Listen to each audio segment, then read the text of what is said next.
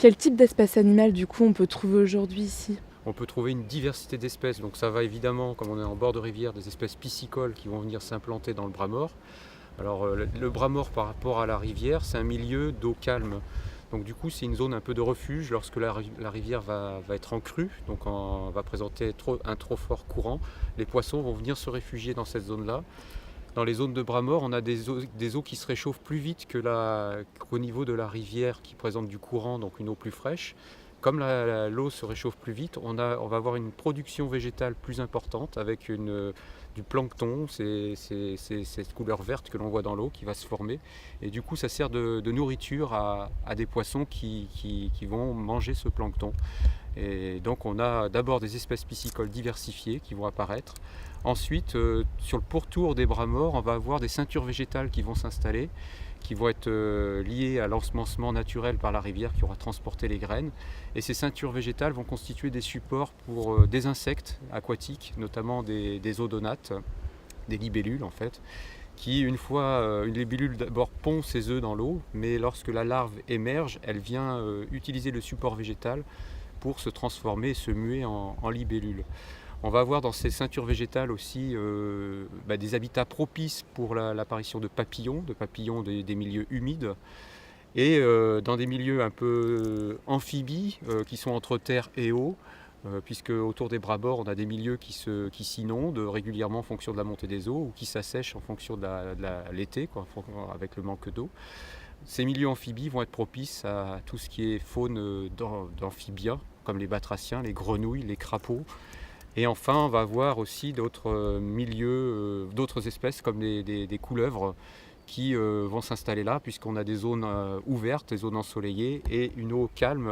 La couleuvre aime bien traverser des zones d'eau calme et elle va prélever des petits poissons, elle va manger des grenouilles. Donc on va avoir des reptiles aussi sur ces milieux-là.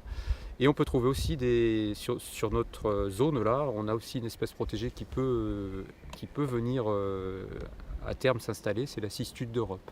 La cistude d'Europe, c'est une tortue qui aussi appréhende bien ces milieux, qui aime bien ces milieux un peu remaniés, puisqu'elle va pondre dans des zones sableuses.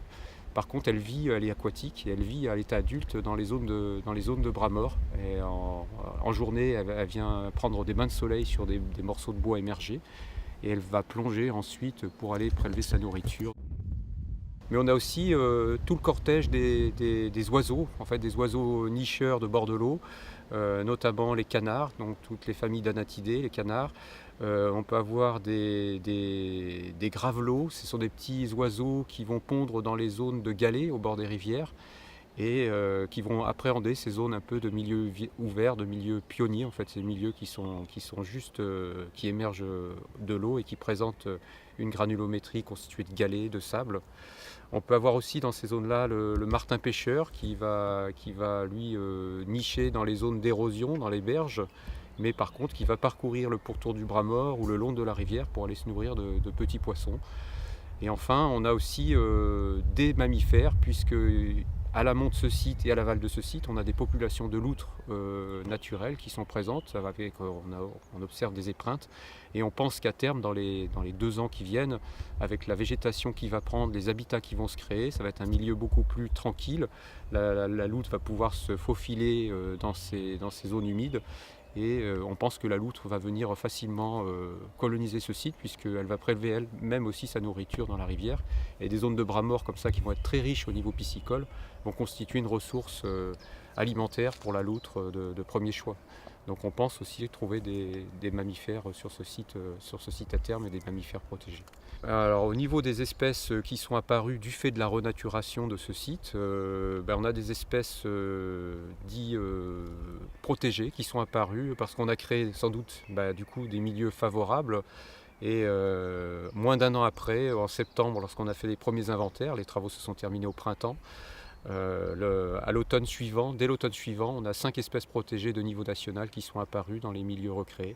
C'est des petites espèces végétales comme l'Éléocharis, ovata, la pulicaire vulgaire, le souchet de Michel. Donc c'est des petites espèces végétales mais qui sont très caractéristiques de milieux de grande qualité environnementale.